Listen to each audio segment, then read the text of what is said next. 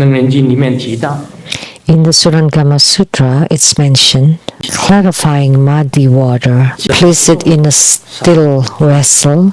When it remains deeply quiet and unmoving, the sand and silt naturally settle and clear water appears. This is called the initial subduing of the dust afflictions. When dust and filth put into clean water, the water became turbid. But when you place the turbid water in a still vessel, not being moved, then the sand and silt, the dust will settle naturally, and the clear water is above, and the sand will sit at the bottom.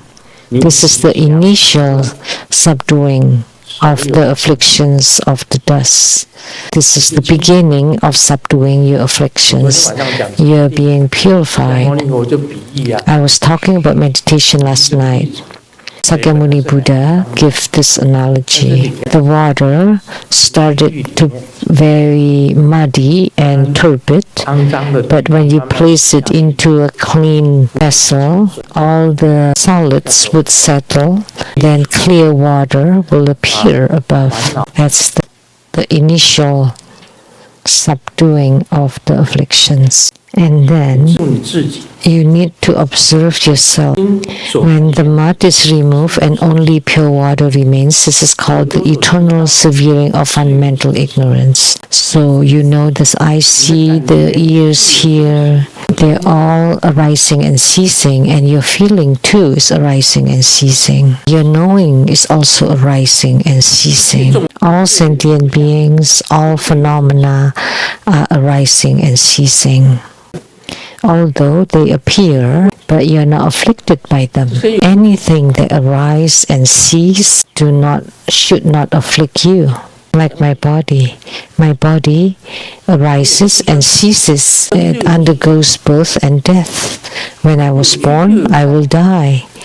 With gathering, there would be parting or separation. Now you're very healthy. But who knows, one day perhaps you would decline. So everything is undergoing rising and ceasing, birth and death.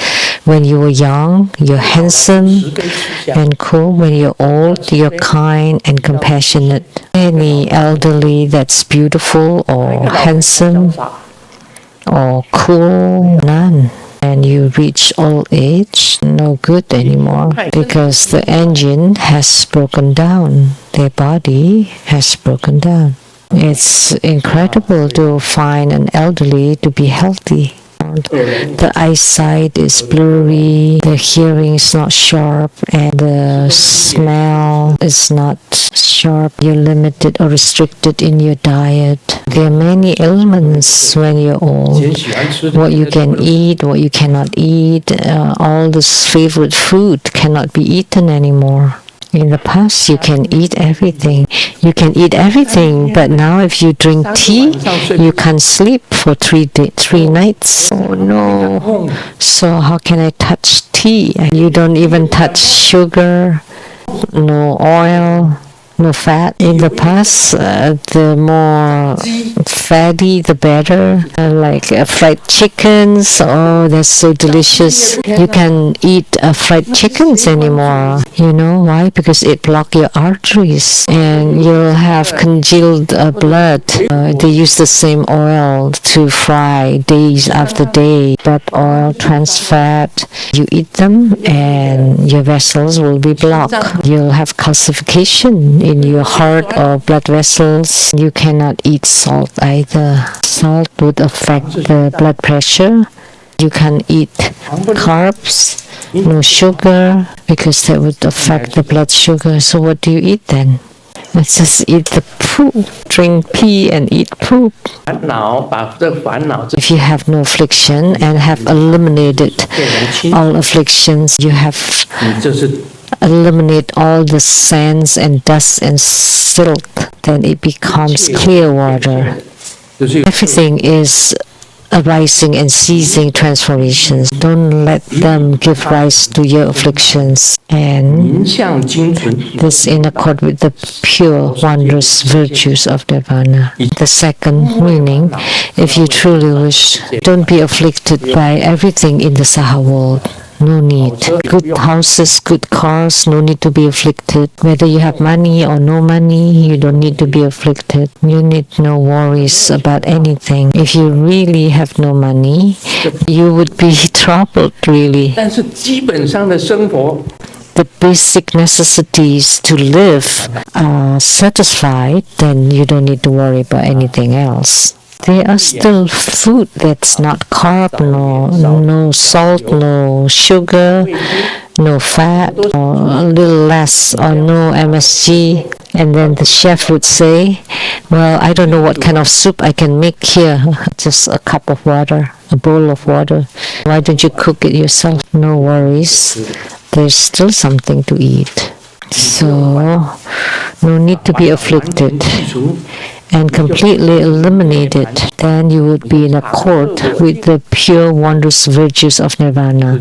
Then you would be endowed with permanence, bliss, self, and purity. Those are the merits of the Tathagata. First, you settle all the dusts, which are the afflictions, and then afterward, you realize that everything is bound by arising and ceasing. Everything with phenomena arises and ceases with birth and death.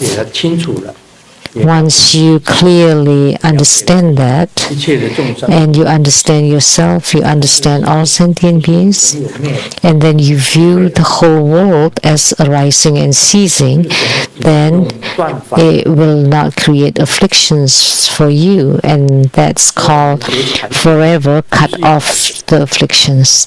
So we practice meditation to practice this, to practice Buddhism, to completely cut off all afflictions, then you would become pure. Sakyamuni Buddha said, at the beginning of spiritual cultivation, first he told Ananda, ultimately you would reach the complete elimination of afflictions. That's the first truth. All sentient beings have afflictions. Next is about the second meaning. Okay, that's about time. I cannot talk too long. Sumo strongly suggests your throat speaking for 40 to 50 minutes is good enough. Because if you speak longer, it's not good for the throat. That's what Sumo told me. Dr. Lee told me that after surgeries, most patients would feel listless for 6 months, and now it's been 2 months since I got out from the hospital, and I have overcome it already. When I just got out, I really feel quite depressed because I have no interest in anything, and there's nothing I could do. I wasn't happy seeing money or gold. What use are those? That in the future it would be left. If you sell them, it would be money. If you don't sell them, it's still gold. If you don't sell it, you cannot use it anyway. If you sell it and it becomes money and you still don't use it, and you put it in the bank, so what use are they? What use is it? Why do you want it? So if you buy gold at a high price and the price goes down, and then you afflict, and then when it goes up again, you would be happy again. You're either worried or you're happy and worried and happy, back and forth, no need. And in the future, you can't even use it. Then who would use it? Well, whoever gets it. Why are you afflicted by it? Why worry about it? Right? So you have money, you put it in the bank and you cannot even use it. Then who would you give it to in the future? Well, whoever gets it, gets it. Those are extras. So you are worried about who's driving the Rolls Royce? Well, who cares? whoever with the right affinity. That's all. When you had no interest about anything and you have no desire whatsoever, that's called depression. That's like being depressed. That's the beginning of depression. When you're depressed, you would be like this every day.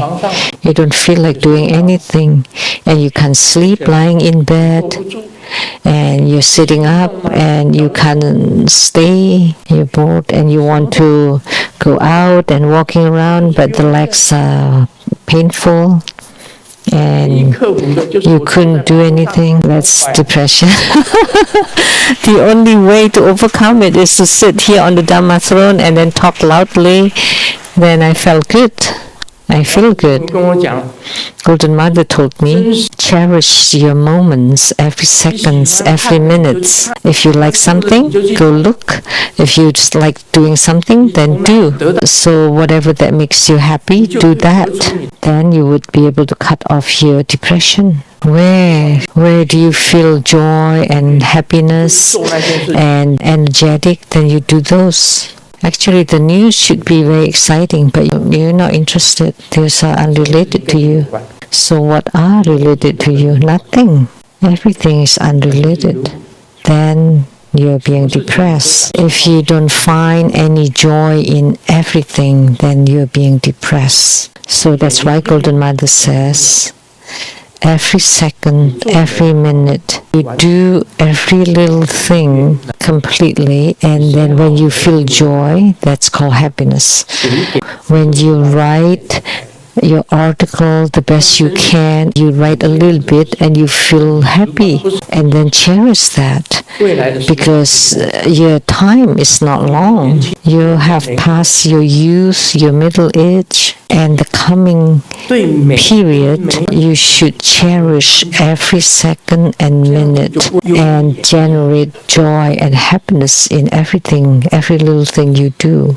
Then you will not feel depressed. Master Lian Yi wrote an article for me. I hope Grandmaster can walk out from that gray zone. When I saw that, I felt very touched. It was well written. That's the gray zone, and you have to walk out of it. You need to feel it yourself, that what you do is beneficial to sentient beings and you feel joy in it.